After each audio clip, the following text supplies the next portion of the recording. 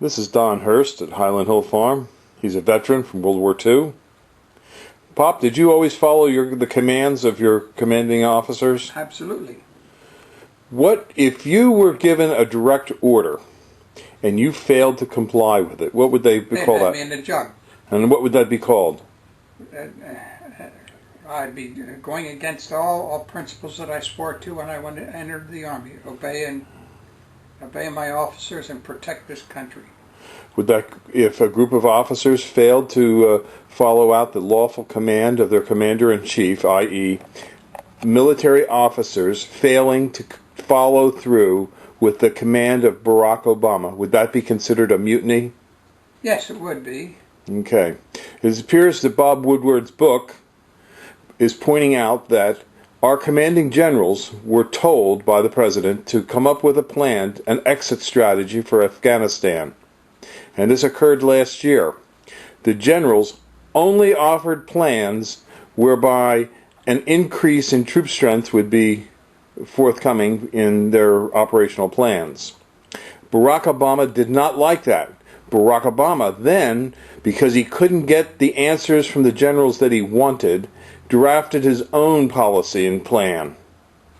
Now, if a group of officers fails to follow through on the command of the commanding general officer or the president, they should either resign or they should be brought up on charges and court-martialed. But obviously Barack Obama didn't want to do that because Barack Obama's only interest was in not losing the support of the left-wing fragment of the Democratic Party that is supporting him. Now, this is a very serious allegation. Either we have officers in the military refusing to obey a lawful command, or we have a commander-in-chief who is reckless in his carrying out his duties as commander-in-chief. I think he's absolutely reckless as a commander-in-chief in this particular situation. I think that Barack Obama is in over his pay grade. I don't think that he's qualified to be president, and I don't think that he has the necessary experience to run this country. There's not much we can do about it as a nation now. About the only thing we can do is perhaps to elect new leaders in this next coming election to try and mitigate the damages that this man is doing to our country. I don't know how you people feel in YouTube land, but please leave your comments as to whether you think Barack Obama should be replaced or if we should just linger on with him. I think it's time that American people rise up and face the music. We have an incompetent president who may also have psychological problems, which I don't want to deal with because I'm not a psychiatrist. But it's obvious that the administration is dysfunctional. And when an administration is dysfunctional, it's dysfunctional because of the man on top, not a bunch of the little peons that are running the show. It's the man on top who is ultimately in charge. If the administration is dysfunctional, then the man at top is dysfunctional. Way over his head. He's over his pay grade, and I believe he knows it. This is a sad day for America. Yes, and I feel for the parents who have kids in the service. And I know what it was like during World War II when my brother was killed. What a disaster that was to the family. And your daughter's husband was severely wounded in Fallujah. Yes. Had his back broken in a car bomb. Yes. So our family has made the sacrifice.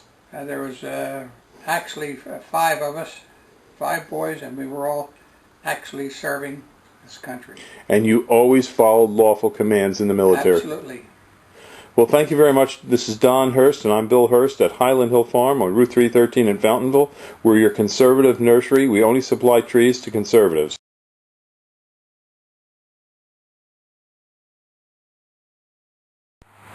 These are Hetz columnar junipers. They're a great selection if you have deer and you need a hedge to get to be about 15 foot high.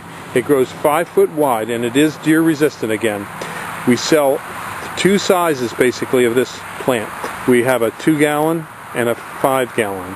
The 2 gallons are about 18 inches high, and the 5 gallons are about 36 inches high. Another great choice for a deer-infested area is the Green Mountain Boxwood. And then again, another one is the Dragon Lady Holly. So if you have deer problems, give us a call at 215-651-8329. Thank you. These are our 2 to 3 foot green giants that we have. These are in a number 3 pot. And they're a nice starter plant. There will probably be nothing that we deliver that will be below 3 feet. But we call them 2 to 3 foot because when we're measuring them, what's 1, 2, 3, we don't count this little bit of a tip. So that we call that a 2 to 3 foot plant. And as you can see, we have about a couple hundred maybe in here. We're on Route 313 in Fountainville, PA. This is Bill Hurst at Highland Hill Farm.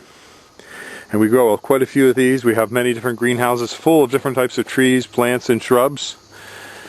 And if you want to come up, you can. You can pick out the ones you want, or we can deliver. We have trucks on the road all the time going to DC, New York, Long Island, and all over.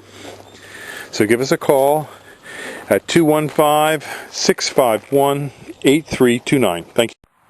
These are Hetz columnar junipers. They're a deer-resistant juniper that grows to about 15 foot high by 5 foot wide. These are more deer-resistant plants here at Highland Hill Farm. This is a dwarf Alberta spruce. It is deer-resistant. This is an arrowwood type viburnum. That is also deer-resistant. And of course the spruces, like the blue spruce, Norway spruces, and all the types of spruces that have a hard needle are deer-resistant as well. So give us a call at 215-651-8329 for your deer-resistant